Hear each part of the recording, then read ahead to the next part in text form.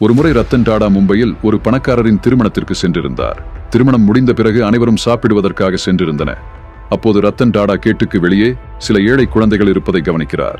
உடனே அவர்களிடம் சென்று, இங்கு என்ன செய்கிறீர்கள் குழந்தைகளே என்று கேட்கிறார்.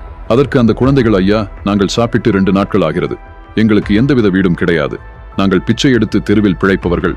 எங்கள் வாழ்க்கையில் ஒருமுறை கூட சுவையான உணவை சாப்பிட்டதே கிடையாது. இங்கு இந்தியாவின் மிகப்பெரிய பணக்காரரின் வீட்டு திருமணம் மற்றும் பல வகையான உணவும் கிடைக்கும் என்று கேள்விப்பட்டோம்.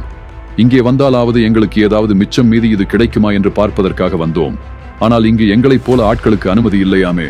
எங்களை உள்ளே செல்வதற்கு கூட வாட்ச்மேன் அனுமதி கொடுக்கவில்லை. சாப்பாட்டை பார்த்தே 2 நாட்கள் ஆகிறது. வீணாக்கும் உணவையாவது எங்களுக்கு கொடுக்க சொல்லுங்கள் ஐயா.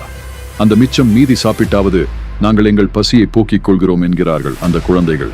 இதனை கேட்டு மனம் உடைந்து போன ரத்தன் டாடா அவர்களை அனைவரையும் தன்னுடைய காரில் மும்பையிலேயே பெரிய ஹோட்டலுக்கு அழைத்து சென்று அங்கு இருக்கும் அனைத்து சுவையான உணவுகளையும் வாங்கி கொடுக்கிறார். மற்றும் அவர்களுக்காக டாடா ட்ரஸ்ட் மூலம் பண உதவி, அவர்களை போன்று வாழும் மக்களுக்கு இலவச உணவு போன்ற வசதிகளையும் செய்து கொடுத்துள்ளார். எத்தனை கோடிகளை சம்பாதித்தாலும் ரத்தன் டாடா போன்ற ஒரு எளிமையான மனிதரை பார்க்கவே முடியாது. அவரை பற்றி நீங்கள் என்ன நினைக்கிறீர்கள் என்பதை கமெண்டில் கூறுங்கள். மற்றும் தினம் ஒரு விஷயத்தை தெரிந்து கொள்ள என்னை பின்தொடருங்கள்.